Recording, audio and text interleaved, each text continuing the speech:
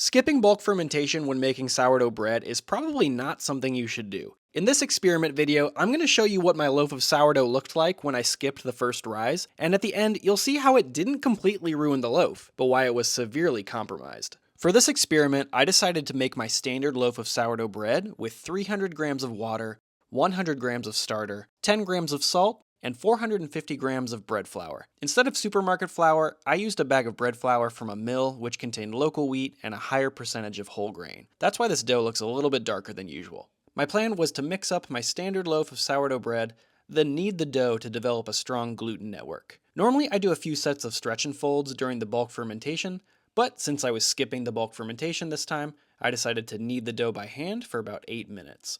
Immediately after kneading, I let the dough rest for 10 minutes so the gluten could relax, and then I shaped the dough and placed it upside down into my oval banneton basket.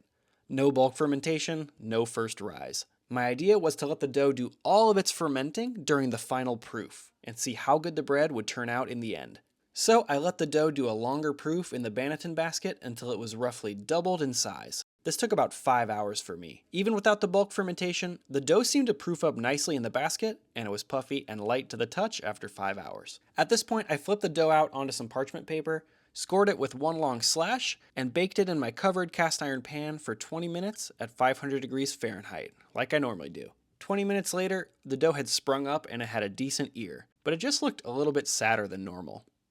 So I let it finish baking with the lid off for 15 more minutes, and then I let the bread cool on a wire rack for 1 hour. With the longer final proof, I was definitely able to bake a loaf of sourdough bread without doing any bulk fermentation. It still looked like a great loaf of bread. But how did the bread feel, smell, and taste? Because that's the important part after all. Well, honestly, this bread felt a little bit too dense. It wasn't as light as my normal loaves. And part of that could have been the coarser flour that I used, but even when I've baked 100% whole grain wheat loaves of sourdough bread, I've gotten a nice light crumb. And something about the denseness of this loaf just made it feel off.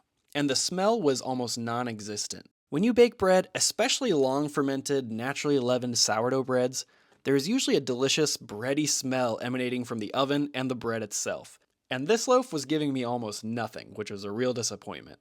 And as far as flavor goes, this loaf was lacking as well. I'll say that there was more flavor to this bread than there was smell, but for all intents and purposes, the loaf was flavorless. In my many attempts to simplify the sourdough bread process, part of me really hoped that I would discover that bulk fermentation was actually optional, and that you could make great sourdough bread in less time and with fewer steps.